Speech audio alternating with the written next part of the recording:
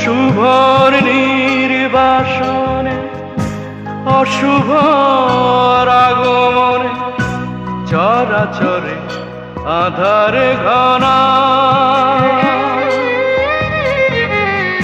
সময়ের ঘুর পাকে জীবনের গতিপথে কেবলই রাত হয়ে যায় কেবলই রাত হয়ে যায়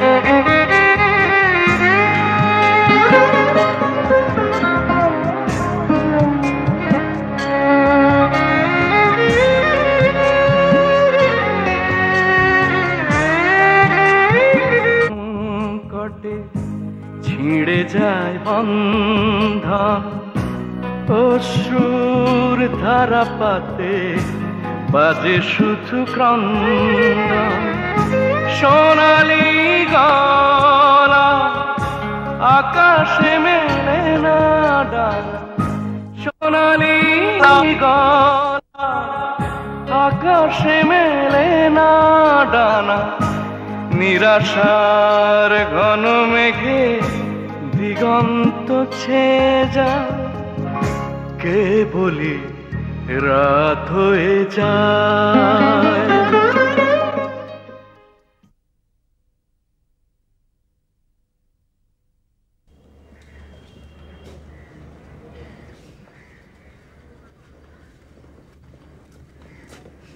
কিরে তুই এভাবে চলে এলি কেন? সুন্দর বিকেল, আমরা সন্ধ্যা পর্যন্ত থাকতে পারতাম না? চলে এসে তোমার মনের ইচ্ছাটাই পূরণ করেছি। তুমি এমন এটা আমার জানা ছিল না। এভাবে দম মেরে বসে আছিস কেন? বাবা ঘরে থাকলে থাকতাম আপু, খালি ঘর। তুমি এত তাড়াতাড়ি চলে এলে কেন? ইমরানের সাথে আর একটু গল্প করলেই পারতে। হ্যাঁ, আমার তো খেয়ে দিয়ে কাজ নেই, আর তুই যদি থাকতি তাহলে অন্য কথা ছিল। বাদ দাও, চলো ঘরে বসে দাবা খেলি গে। হ্যাঁ তাই চল।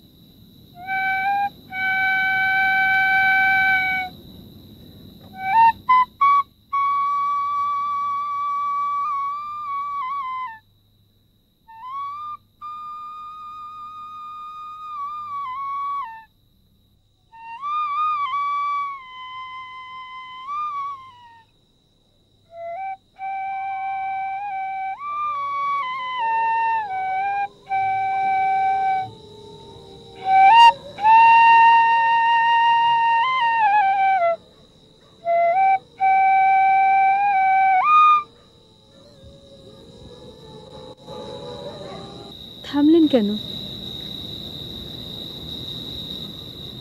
টায়ার্ড হয়ে গেছে। আমাকে দেখার পরও টায়ার্ড? জানি না। বাঁশি তো বাজাচ্ছিলেন আমাকে ডাকার জন্য, তাই না? তাও জানি না। জানেন না? জানি না বলে ভুল হবে। আসলে আমি কোনোভাবেই চাইনি যে আজ রাতে আপনার সঙ্গে আমার দেখা হোক, কিন্তু পারিনি। নিজের অজান্তেই বাঁশিতে সুর তুলেছি। আসলে আমার ভেতরে একটা তোলপাড় হচ্ছে। আমারও। আচ্ছা, কেন এমন হয় বলুন তো?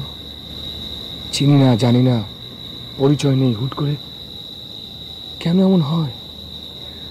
হয়তো এটাই নিয়ম, হয়তো অদৃষ্টে এটাই লেখা ছিল।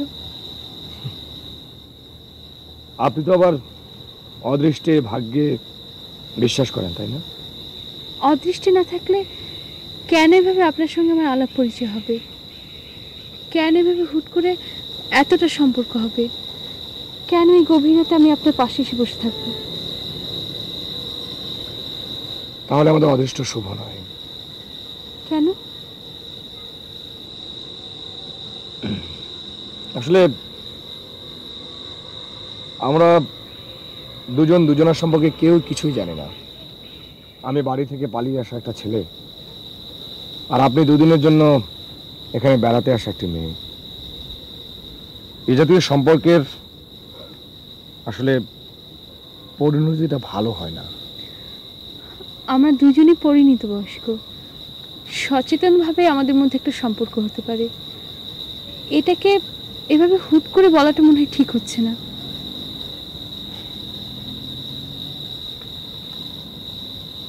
এসব আমি কিছুই বলতে পারবো না, তবে এর কোনো কারণও আপনাকে আমি খুঁজে বলতেও পারবো না। তবে এটুকু বুঝতে পারছি যে আমি আপনি আমাকে চুম্বকের মতো আকর্ষণ করেছেন। সেখান থেকে আমি এক পাও নড়তে পারছি না।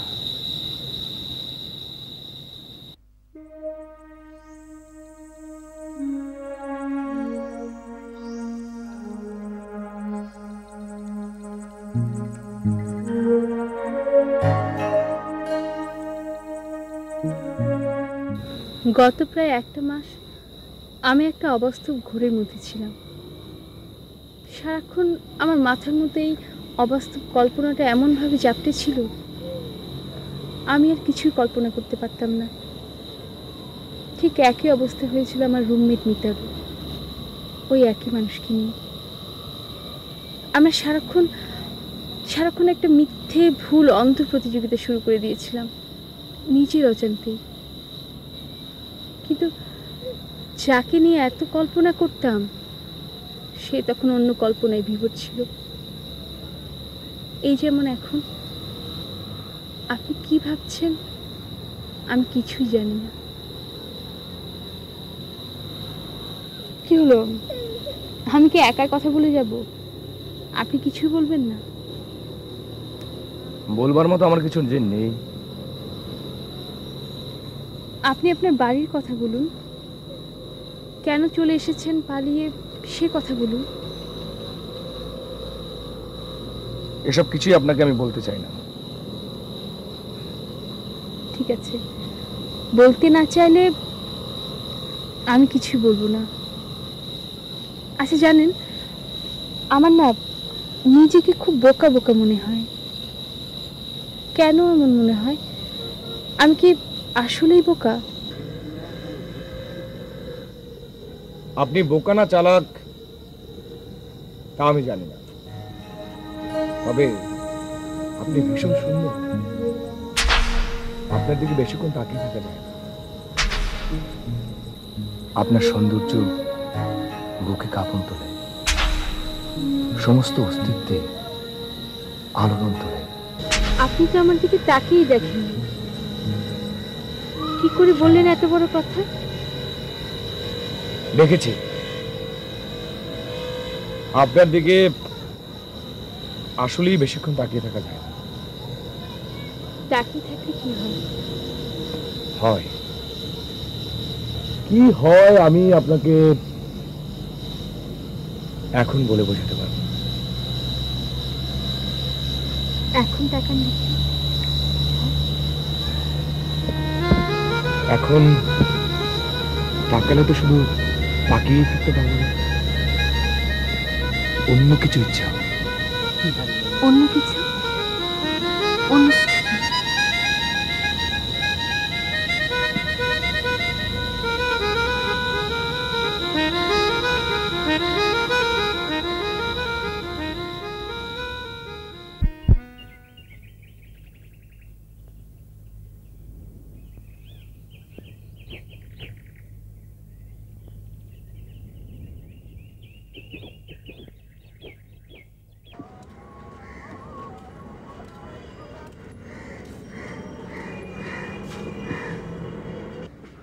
বাবা,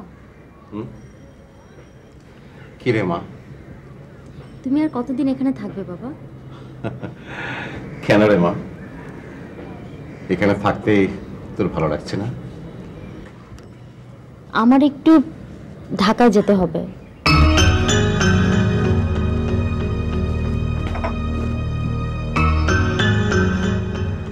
হঠাৎ? তুমি এরকম করছো কেন বাবা? আমি 2-4 দিন পর আবার ফিরে আসবো। কিন্তু কিন্তু হঠাৎ ঢাকায় কেন?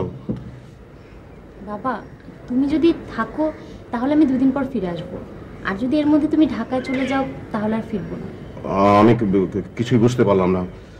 তানিয়াকে খবর দিয়ে আনলি তোর সঙ্গে থাকার জন্য, এখন তানি আসার পর তুই চলে যাচ্ছিস কেন? কি হয়েছে? কিছু হয়নি বাবা, আমি 2 দিনের জন্য ঢাকায় যেতে চাচ্ছি আর তুমি রীতিমতো জেরা করছো আমার সাথে। বলো যাবো নাকি যাবো না? ঠিক আছে, একান্তই যদি যেতে হয় যাবে, কিন্তু মা, বাবাকে একা রেখে তোর ভালো লাগবে? লাগবে না বাবা, তবুও যেতে হবে।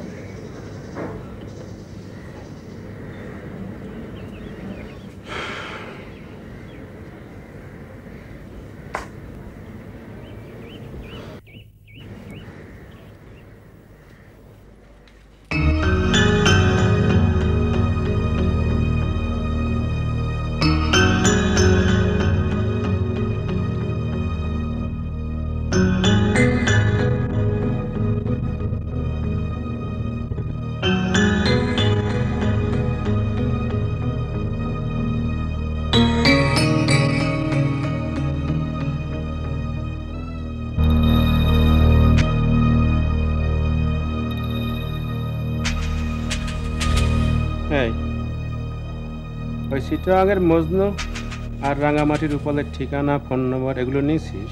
জি নিয়েছি। দুজনকে আমি বলে রাখেছি ওই চিটাগাং গিয়ে মজনুর সাথে দেখা করবি, ও তোকে একটা মাইকটা দিয়ে দিবি, রাঙামাটি উপলের কাছে গিয়ে ওই মাইকটা ছাড়িয়ে দিবি।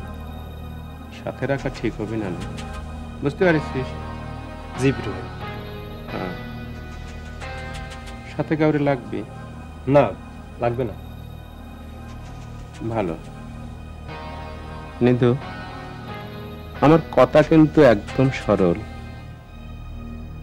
যদি সফল হয়ে ফিরে আসতে পারিস তাহলে আমি তো, আর যদি তা না পারিস তাহলে আমি তো দূরের কথা, আশপাশে কাউরই পাবি না। বুঝতে পারিস? আমি জানি পিটু ভাই। তাহলে যা।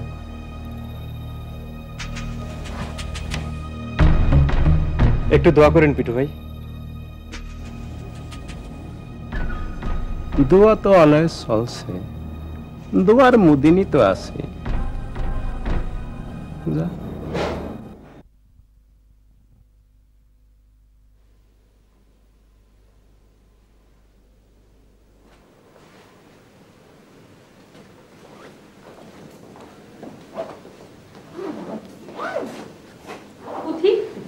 কাজটা কি ঠিক হচ্ছে?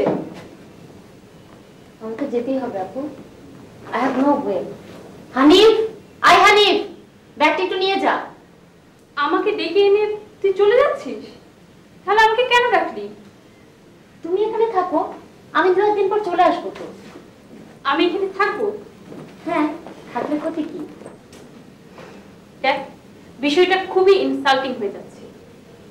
ইউ আর সুইট সিস্টার, তুমি এভাবে কথা বলছো কেন? দেখ, আমার সাথে অ্যাক্টিং করবি না, আমার খুব রাগ হচ্ছে। রাগ করো না আপু, তুমি এখানে থাকো। এখানে বাবা আছেন, ইমরান সাহেব আছেন, এখানে থাকতে তোমার কোনো সমস্যা হবে না। বাবা আছেন ভালো কথা, কিন্তু ইমরান সাহেব আছেন এই কথা বলার অর্থ কি? কি দেয়ালো কথাটা? এ কথার অর্থ কি সেটা আমার থেকে ভালো তুমিই বোঝো। দেখ পুথি, যদি যেতে হয় তাহলে আমি যাব। আর আমাকে ডেকে এনে এভাবে কেন অপমান করছিস? খালি খালি তুমি জটিলতা বাড়াচ্ছ আপু। জটিলতা আমি বাড়াচ্ছি নাকি বাড়াচ্ছিস তুই? তোমার যদি তা মনে হয় তাহলে আমাকে ক্ষমা করে দিও। ঠিক আছে, ঠিক আছে, তাহলে আমিও যাব। সেটা তোমার নিজস্ব বিষয়।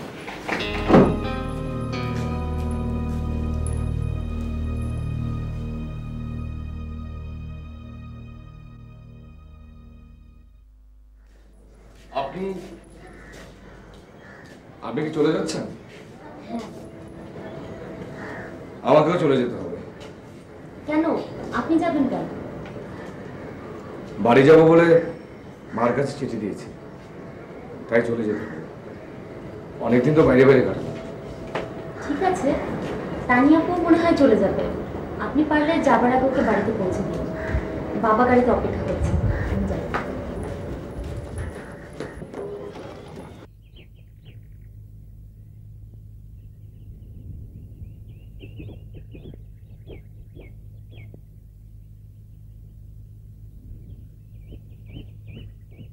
তুমি কতদূর যাবে বাবা? এই কিছু দূর গিয়ে নেমে যাব।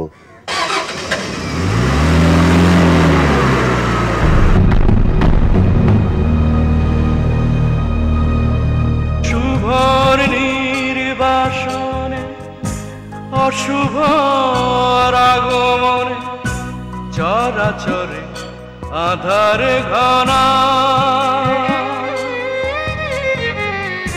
সময়ের ঘুর পাকে জীবনের গতিপথে কেবলই রাত হয়ে যায়, কেবলই রাত হয়ে যায়।